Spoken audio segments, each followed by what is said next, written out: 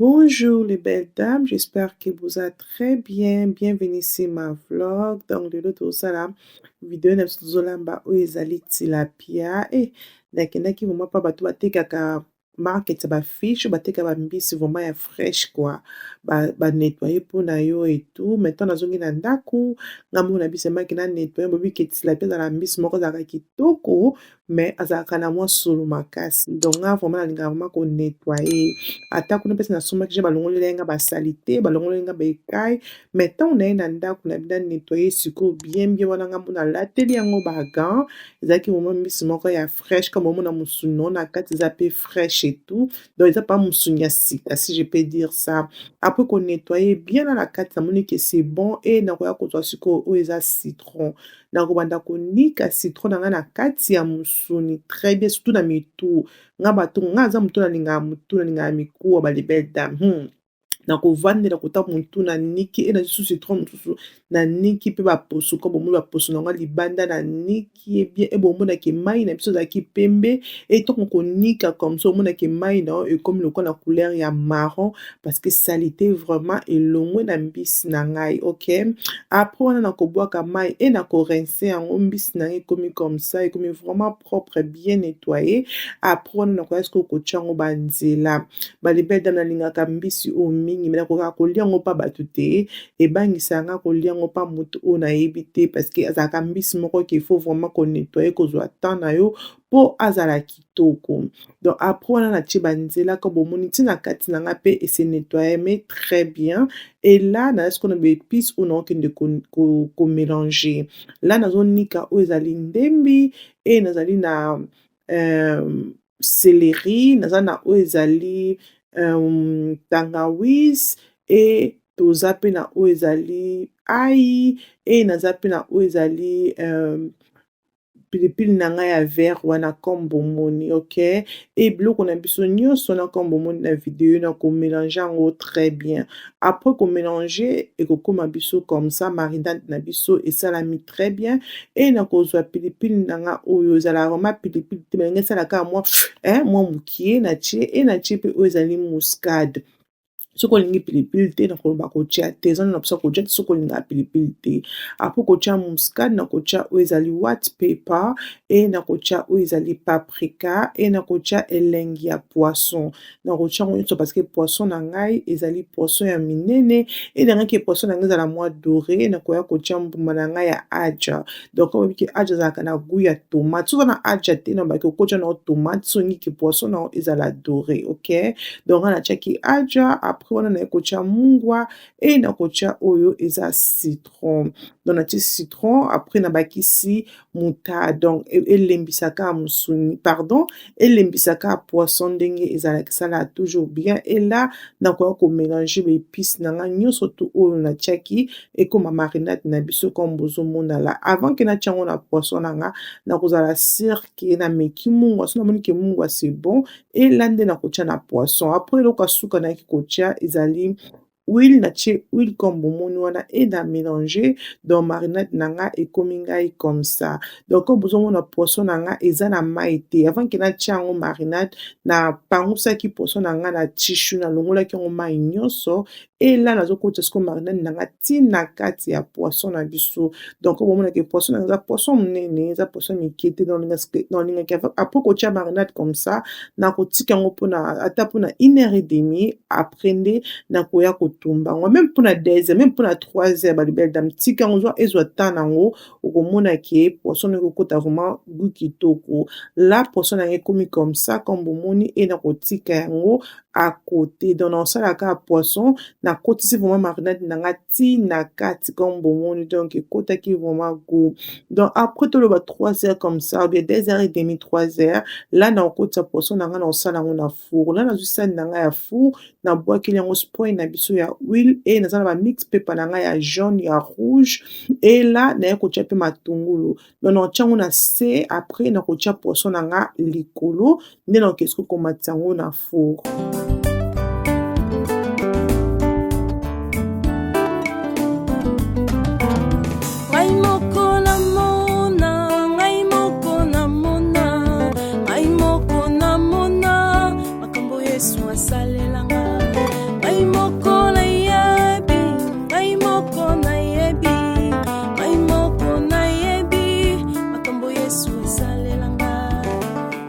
Après kokota poisson na nga na four natiaki yango na four ya likolo balibele dame natiaki yango na four ya se te mpo namona ke four ya likolo abelisaka poisson kitoko ke four na biso ya se. Après quelques minutes naye kotala encore poisson namona nde ezobela natiaki yango na mwa moto moko ya moyen mpo na ngai epayaki poisson na nga ebela bien e ezobela bien bota nde poisson na biso ebimi na couleur moko vraiment kitoko couleur doré nde nalingaki e la nazalaki sikoyo na mafuta na ngai nazobakisaka épice na nga na marinade na nga nasalaki natiaki na mafuta likolo pour que esalaka poisson na ngai ekauka te ezika te. Donc voilà après quelque temps poisson na nga comme bomoni ebelaki vraiment bien e nalongoli yango ekomi nga comme ça e nakozwa sikoyo balégume na nga oyo natiaki na se ya poisson ekoti mpe bagumi ekotaki vraiment goût wana poisson donc esali vraiment goût kitoko e nakoya sikoyo kokalinga yango na mafuta.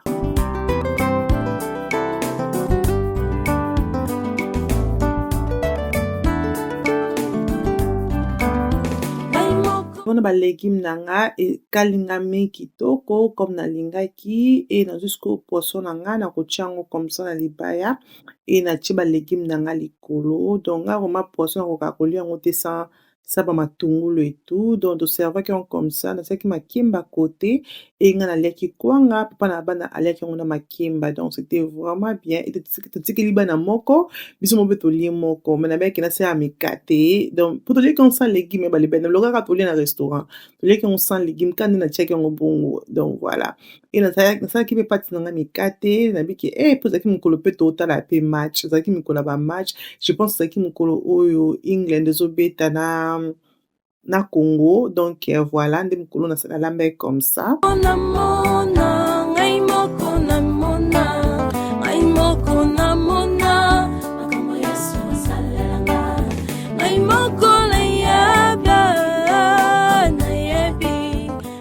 Donc voilà wana nasilisi kosala mikate na biso ebelaki bien donc tokende sikoyo na salon toyebi toke sikoyo kolia donc bana bazalaki nango kosaka na libanda ekelisa yabi nga na kosaka na ndenge funa lia totie ekelisa na katikati ti mpona totala match motema ka emati ekiti me tobetaki vraiment bien bacongolais babetaki très bien na baanglais félicitations. Leo toza na video na biso tobandango na Shein Tranho comme bosebi ke préparer ba vacances et tout nene na quelques looks et tout mo ebandi to basengli na biso ya pembe basengli ya couleur esalaka kitoko bilamba couleur esalaka bien na batango tokomi nango moyo ezokongala biso comme ça kobosana te chapeau na nga nasali eza chapeau ya Yoyo Hair Boutique balibele dans la temps tokomi nango totika na babloka bacol parce que na moyo ya 41 degré ya moto oyo balibele dans tona posa baperike ya bacol te to mpe miso na baperike ya bacol beta tour chez Yoyo akosala o brésilien oyo nasali eza brésilien balibele dame couleur nango eza couleur ya brésilien comme ozomona eza te ke ozaki couleur noire non original couleur nango c'est comme ça Yoyo osa so baperike ya mikuse mpona temps oyo tokomi nango ya moto tona biso baperike ya bacol te et ça vraiment j'aime bien eza look nanga préféré pour attendre tout ça comme ça. Bah et nous que vous santé vidéo vous a sponsorisé na Shein. OK les belles dames, bilo ko surtout na relax bino ba lié na vous na sé ya vidéo moto leki mais tout ça la toujours vidéo oh toi na choité vie au continuer. Look nanga liboso o naza nango ezali look nanga bozo mona comme ça. Oh my god, I just love it. C'est très joli, c'est propre, c'est joli. Et non seulement moi sexy, mais on a zoni moi qui naza madame. OK. Donc voilà, jupe nanga besoin on a taille M et jupe nanga vandi très bien, jupe ne pas ballon, les a vraiment moulaye les qui genou comme besoin wana vraiment moulaye et couleur on a couleur orange, rien à dire. I love the color et dans le tête partie biso élastique wana ya ceinture vraiment kitoko ba les belles dames, rien à dire. Et en poche non et en poche T et depuis là que bon jupe na biso oyo eza kilo te ba les belles dames eza vraiment pepele pour attendre tout ça na haut donc on maintenant comme ça ba que la robe jupe eza kilo maintenant pour ça binote eza vraiment pepele pour attendre na comme ça ou pour la ta jupe non eza vraiment à l'aise. Et là nazo ki o ezali crop top na biso oya sengle eloko atira kinga na crop top o eza détail ba cheli boso wana ya rouge wana ezaki bimisi yango expensive. OK elongo yango kozala moins cher et celle yango qui moins expensive so ebiso mutu kezelo kwa combo moto rondima pe tisi nango eza vraiment tisi moko ya qualité ba les belles dames et j'aime bien comme na tiango comme ça eloko tsenga na zuka lipapa langa moko na tie net nanga moko na tie ça qui nanga kitoko na ko ki ne place surtout na lingi c'est vraiment joli, rien à dire. Et jupe na biso na sima nango c'est comme ça. Love it, les belles dames, rien à dire, c'est vraiment respect. Donc, et là, comme ce qu'on a pour la dabicho, tout ça, on a oyo, ezali, eza jaquette, et c'est pas la couleur nango, et nous avons la taille L pour le fond là. Voilà, jaquette nabiso, et ça vraiment pépé la bataille, on doit nango, non, pas que au là, peut-être na peau, poisson, peut-être na 23 degrés, toi na 22, 20 degrés, oui, parce que ça, dans mon pépé. Donc, ça vient comme ça, comme vous avez vu, vous voyez que bâtisse nabiso avec ma boule comme ça, ils ont vraiment la fashion en 2025, ils ont la couleur nyonso, moi je suis ma boule oyo, ils ont vraiment la fashion. Donc voilà, on a taille non mais quand on a taille L, tout mais quand tout le monde a dit que ça va biso na nzoto. Voilà, jaquette na biso, ils ont joli, rien à dire et na sali bien, de na zio on a taille L parce que taille M il y a que ça la ngamukie, na sepe na ba sali ba maboko nango basa dans le quoi moi oversize maboko on a pris la miroir les belles dames tout mon on a bien ensemble.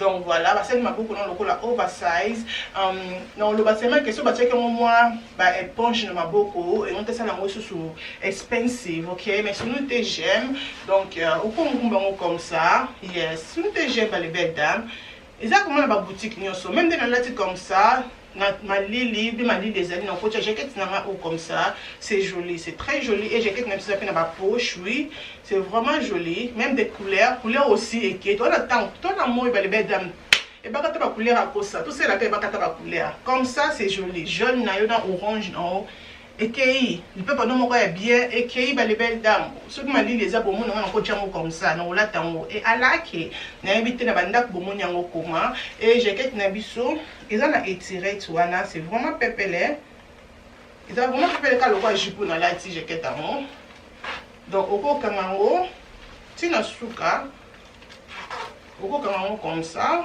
tina suka soko lingi ce qui ma ligne les alliés si ma jaquette na biso c'est comme ça vraiment simple. Donc quand vous monez ma boko nango au kitisango et vous avez biso comme ça so vous kangé direct ma boko kitisi et ça comme ça mais créer look nous les belles dames créer et là va créer là look là t'as pas ni ba juste pour là t'as créer so ça qu'il faut ngumba faut kata ma boko kata so ça qu'il faut ngumba so ça qu'il faut au kamaka place solo au kanika awa bakotumzo tikemo ya kofuma mabali belle dame tika sakana na ilamba nao eza yo obimiseli yango mbongo sakana nango. OK kokela ngo pasité que on a attaqué les choses tout bola tamo okola to même différent.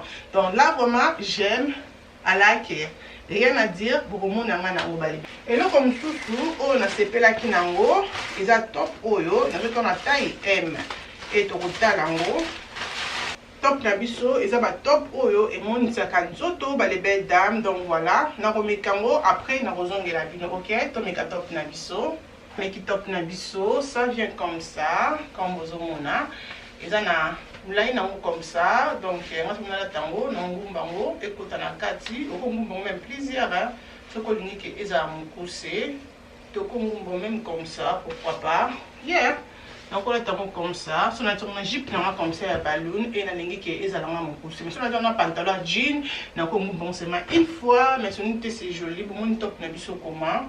Et ça joli, yes. On a un pantalon pembe, pantalon noir et ça là on vraiment qui toko. Si on a ligne que mon tanzo, tu vas les belles dames donc que coach on met des bains, mais n'a pas tant on a un moto comme ça. Au coach même soutien, au coach même soutien amené dans la comme ça, ma copie n'a qui est comme ça et que ça là joli. Donc voilà, si ma top n'a c'est comme ça, c'est vraiment top, mon corps vraiment simple, c'est simple. Même avec une nabisso, je trouve que c'est non passable et les kinango. Donc voilà. Et là comme tout c'est Colanda, on a qui ont la taille L. Pour la ce que ça mini et ça même tissu il y a top on a joué au ce que ça jaquette nango to mekango et to mon ndenge et ko ça la biso na nzoto OK to meka là na meki o ezali jaquette na biso ça vient comme ça et ça vraiment fashion hein? Et ça vraiment jaquette mon corps vraiment fashion et ça vraiment kitoko c'est différent donc voilà au quoi t'as comme ça au-dessus-moi, body non à Kati, et ça vraiment qui toko, c'est différent là que, yeah, dans un étiré, tu vois qu'un étiré silicolo, ou bien au roki, ko fungola étiré, et c'est joli, et ça peut la poche pendant les bossos, c'est joli. Dans un jaquette, mon attend toi non comme ça, il y a moto, au coin de la jaquette non comme ça. On a dit le robola dans les bêtes. Exemple, comment boton m'a dit les dîners, n'a pas posé sortiment bon n'a pas quoi et aux absorptions le comment boyer bonbon tout au bi m'appelle sexy en même temps. Donc c'est joli même avec jupe nabiso et on a tamanango pourquoi pas.